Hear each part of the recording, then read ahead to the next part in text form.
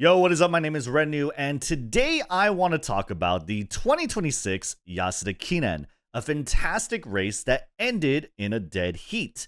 That's right, folks, this is the first tie we've had in a JRA G1 race for the last 16 years, the last time happening in the spring of 2010 during the Japanese Oaks Yushin Himba. I just want to paint a quick picture here and quickly recap what exactly happened in this race. If you guys enjoyed this type of video, make sure you guys like and subscribe so I know, and let me know in the comments what you'd like for me to include in these quick horse race recaps in the future. Let's get right into it. So first, let's talk about the elephant in the room, or should I say the elephant not in the room. 2026 Yasuda Kinen, you can see it in my thumbnail over here, we have Jantar Mantar, and this is the last year's winner of the Yasuda Kinen. Jantar Mantar is basically the Japanese G1 miler. Unfortunately, Jantar Mantar participated in the Champions Mile in Shatin of Hong Kong and didn't place very well at all. He was the #1 favorite going in and unfortunately finished a very disappointing 13th place in the 26th of April. And this is largely the reason why we are not seeing him here in this year's Yasuda Kinen, because he's still recovering from his trip to Hong Kong. And so the elephant that's not present in this room, the sort of ghost that everyone here in this 2026 Yasuda Kinen is racing against, is Jantar Mantar. Jantar Mantar finished with a comfortable lead last year against Gaia Force, against Sakura Toujours, against Water Leaked, against Trovator, who are all participants in the 2026 Yasuda Kinen. Let's take a look first at the #1 favorite, Gaia Force. Now, Gaia Force has earned himself quite a reputation as a gray horse. He's got these really funny photogenic photos where he's seen with his tongue sticking out, okay? He's very iconic, has a very, very expressive face, and he's a fan favorite, just frankly speaking. Gaia Force is the #1 favorite of the 2026 Yasuda Kinen, primarily because of his recent form. If you take a look at his previous races, yeah, he didn't do too well on the Dubai turf, but previous to that, he placed second in Mile Championship, he won the Fuji Stakes, and he placed second in the Yasuda Kinen of last year. These are all mile distance tracks. These are 1,600 meters. And who did he race against? He raced against Jantar Mantar.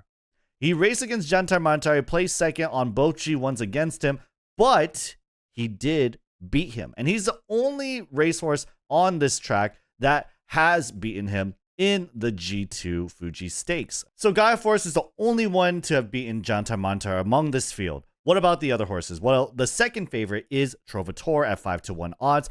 Trovator, why he is the second favorite is because of his recent form. He has Epsom Cup and the Tokyo Shimbun High. This is the 1800 meter and 1600 meter on the Tokyo racecourse respectively. As well, he is jockeyed by Christophe Lumaire in this race.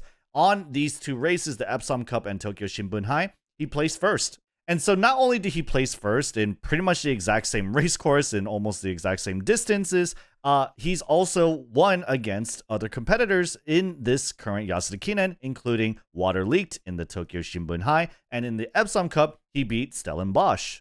Stellen Bosch being the only mare on this field, and is also around like the 5th or 6th favorite going in, placing second in the Epsom Cup, and just in general, was a very strong horse during her classic year, just hasn't seemed to hit her stride in the year following that or this current year.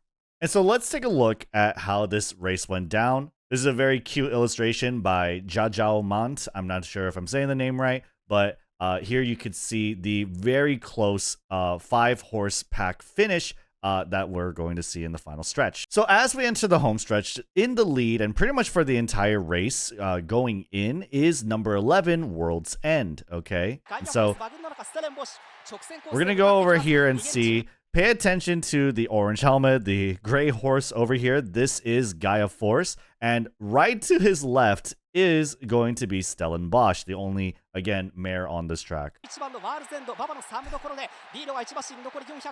And you basically see over here that Gaia Force's face gets extremely close to Stellen Bosch. A lot of people like to point out here that he was either trying to bite her or if he was trying to flirt with her over here, right? But let's just say that Gaia Force was a little distracted coming into this final stretch. Gaia Force decides to start to lock in and starts to push more at the 400, 300-ish meter mark. And so over here we have our sort of final pack in World's End. We have Sixpence, we have Seiyun Hades over here, number 13. Gaia Force sprinting ahead, trying to reach the front with Pancha Tower on Gaia Force's left. And just look how tightly packed they are. Over here, it's just very hard to tell like who's actually going to make it. We do see Sixpence pulling up in the lead, but Gaia Force looks like he has the speed to just close it all the way.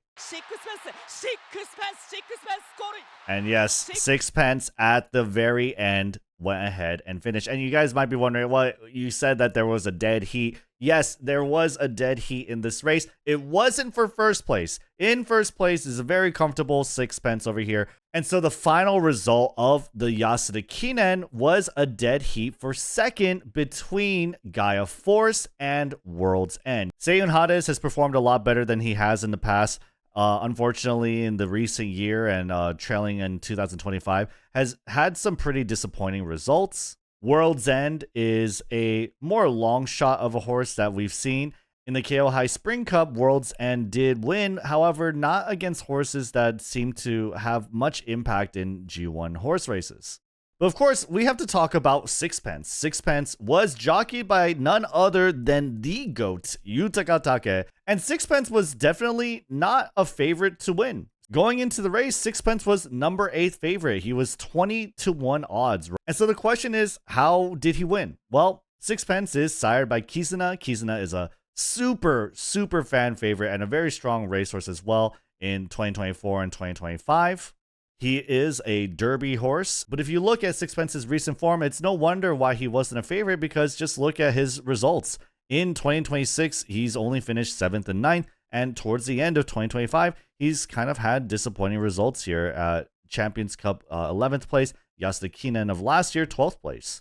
After last year's Yasuda Kinen, they tried him out on the dirt, and unfortunately, besides the Mile Championship Nambu High, hasn't really put up a lot of really strong results. And so not only is this a stunning victory for Sixpence, it's also a very cool victory for Yutaka Take, who last won Yasuda Kinen back in 2009 on everyone's favorite umamusume vodka. At this point in time, Yutaka Take is 57 years old, so Unk still got it. He's still the GOAT, and yeah, this is an incredible result for both Sixpence and Yutaka Take. A true testament to how age doesn't seem to affect Yutaka Take. Anyway, I thought this result was amazing. I thought the beams that came out of it were fantastic. So if you guys want to see more of these horse races, let me know in the future. I'm out. Peace.